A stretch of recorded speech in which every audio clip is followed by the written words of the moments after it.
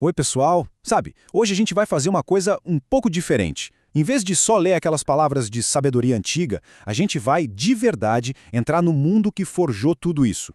Vamos tentar entender como é que a vida, com toda a sua dureza, acabou moldando os conselhos e as leis que, olha só, a gente ouve até hoje. É uma pergunta muito boa, né? Porque, vamos combinar, esses textos não apareceram do nada, não caíram do céu. Eles nasceram da poeira, do trabalho duro, das alegrias, mas principalmente das necessidades de gente de carne e osso. Bom, então vamos fundo nisso. Tenta imaginar. Viver sem a medicina moderna que a gente conhece. Um lugar onde a justiça toda está na mão de um rei só. E a sobrevivência da sua família depende de cada pessoa ali dentro. Sabe, num cenário de tanta fragilidade, a fé não era bem uma escolha. Era a âncora mesmo. E foi justamente dessa dependência, um do outro e do divino, que nasceu uma sabedoria que é ao mesmo tempo super prática e, nossa, muito profunda. E para a gente entender essa sociedade, a gente precisa começar pelo coração dela, pela base de tudo, a família. E olha, não era só um arranjo social, não. Era unidade econômica, educacional, espiritual. Era, de fato, o que garantia a sobrevivência de todo mundo. E esse provérbio que a gente vê aí, nossa, ele captura perfeitamente o espírito da coisa. A sabedoria não era uma filosofia distante, não. Era tipo um manual de sobrevivência mesmo, que passava de pai para filho, de geração em geração. A casa era a primeira escola e também a oficina onde se aprendia a viver. Agora, o que é bem interessante aqui nessa estrutura é ver como cada papel era completamente interligado e, mais, essencial para que o grupo todo sobrevivesse. Pensa bem, o pai, ele era o guia espiritual e o provedor. A mãe, ela administrava todo o universo da casa, uma função que, economicamente falando, era vital. Aí vinha o filho primogênito, que carregava toda a responsabilidade da continuidade. E a filha já era preparada desde pequena para repetir esse modelo e garantir a estabilidade de um novo lar no futuro. Era um sistema onde um dependia totalmente do outro, sabe? E nesse mundo, ter filhos era a maior segurança que se podia ter. Eles eram a garantia de que o nome da família, a terra, o legado, tudo isso ia continuar. E não era só isso, né? Eram mais braços para o trabalho e o amparo certo na velhice. Uma casa sem filhos era vista como uma casa vulnerável. Por isso, a fertilidade era uma bênção divina, claro, mas também muito, muito prática. E essa importância toda nos leva a umas práticas que, pra gente hoje, soam bem estranhas, tipo o casamento levirato. Mas isso mostra com uma clareza impressionante a pressão, tanto social quanto econômica, para manter a família viva. Se um homem morria sem deixar herdeiros, o irmão dele tinha que intervir. Para quê? Para que a linhagem, a propriedade e o nome da família simplesmente não sumissem. A sobrevivência da linhagem era a prioridade máxima. Ok, agora vamos sair um pouco de dentro de casa e olhar como a ordem era mantida numa escala maior na sociedade como um todo.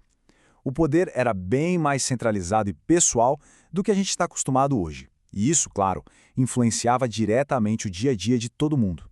Essa imagem do provérbio é muito poderosa. Pensa só, numa época de monarquias absolutas, a estabilidade de uma nação inteira e a vida das pessoas dependiam literalmente do humor do rei. Não existia aquele sistema de freios e contrapesos que a gente conhece. A vontade do rei era a lei e pronto. Reis como Nabucodonosor, por exemplo, não respondiam a nenhuma lei que não fosse a deles mesmos. Então, o ponto central aqui é o seguinte: aquele conselho de não provocar o rei não era puxa-saquismo, não. Era um conselho de sobrevivência dos mais práticos num mundo onde o poder era absoluto e totalmente imprevisível. Mas claro, o ideal era que o rei fosse a fonte da justiça. E a história famosa de Salomão é o exemplo perfeito disso. Quando não tinha prova, não tinha testemunha, a sabedoria do rei era a última chance de resolver uma briga e manter a ordem.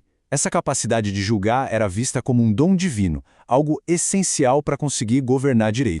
Mas olha, a justiça nem sempre era essa coisa preto no branco. Existiam debates legais super intensos entre as grandes escolas de pensamento da época.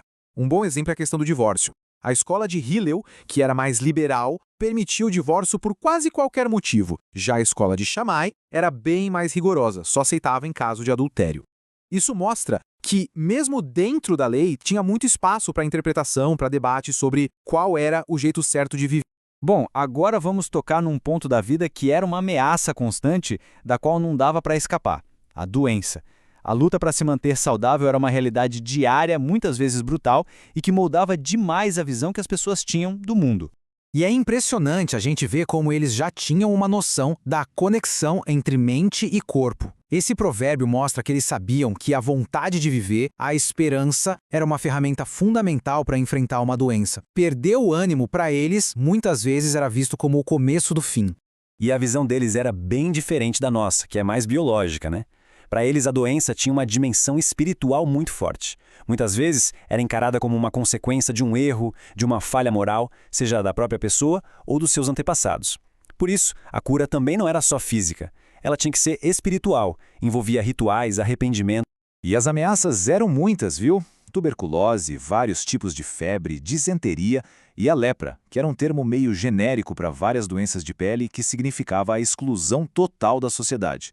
Diante de um cenário desses, conseguir viver uma vida longa e com saúde era de verdade considerado uma das maiores bênçãos possíveis. E para a gente ir finalizando, vamos ver como a fé não era só um sentimento, uma coisa interna. Era algo que se praticava ativamente no dia a dia. Ela estava amarrada em cada coisinha da vida através de rituais que davam ordem e sentido para a rotina. Um ótimo exemplo disso são os filactérios. Pensa só, umas caixinhas de couro amarradas na testa e no braço que serviam como um lembrete físico constante da lei de Deus. A fé não era uma ideia abstrata, sabe? Era algo que se vestia, que se sentia, que se via todo santo dia e que moldava a identidade da pessoa.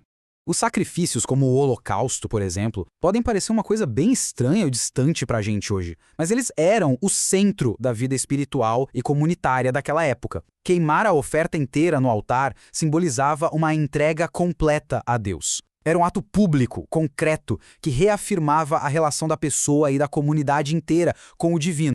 E no fim das contas, os próprios profetas viviam lembrando que só o ritual pelo ritual não adiantava.